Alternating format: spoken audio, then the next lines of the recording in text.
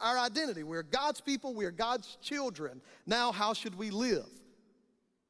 What's our purpose as God's people? Well, it's quite simple. It's not easy, but it's quite simple. We are God's people. That's our identity. That's who we are. What's our purpose? Well, we change the world. That's simple, but it's not easy. We are God's people. Our purpose is to change the world. How are we doing at that? Anybody want to say we're knocking it out of the park as evangelicals here in the West, as evangelicals here in America? I don't think any of us would look around and say, boy, we're really knocking it out of the park on this. We are changing the world. No, in reality, we are being changed by the world. Why? Well, our answer is found here in this passage. Jesus tells us very clearly why we are not changing the world, while the world is changing us. It's because we're not being salty and we're not lighting things up. We are not fulfilling our purpose. Now, either it's because we don't understand our identity as God's people, as God's children. We don't see that clear dividing line. Or we're just not fulfilling our purpose. But it falls on one side or the other. Either we're not understanding our identity or we're not understanding our purpose. So let's unpack what it means to be salt, what it means to be light. Our purpose is we change the world. Now let me ask you a question.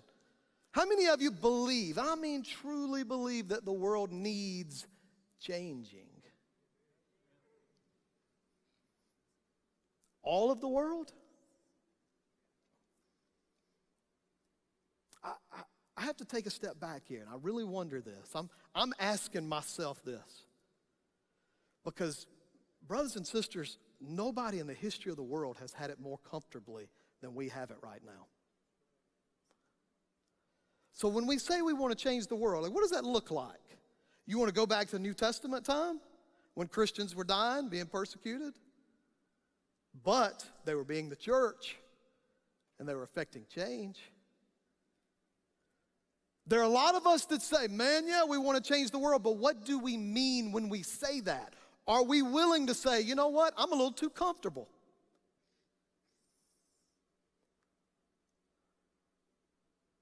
What we tend to mean is that those people with whom we disagree, they need to change.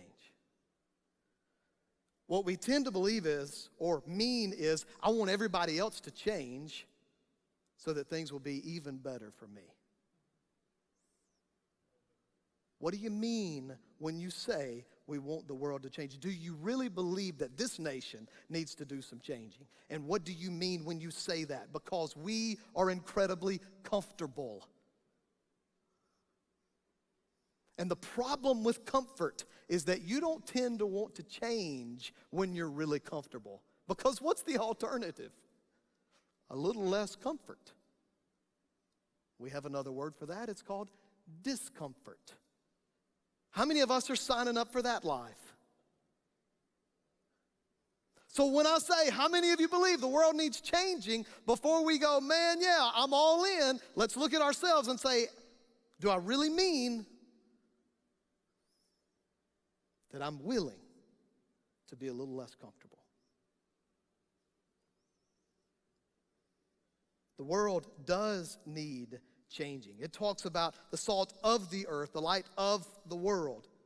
No less than the whole world and all of humanity are included in this. The whole world and all of humanity is in utter and complete darkness. We are in the light. Do you see that? We recognize that the whole world, the whole earth needs to change. Not for these other factors, but because spiritually they are in the darkness. And we want them to be in the light. But the world needs changing spiritually. The world needs Jesus to change them. So how do we go about changing the world? That's our question. Well, there are two aspects to this. We change the world, number one, through godly living. We change the world through godly living. There is within this sense of being salty a call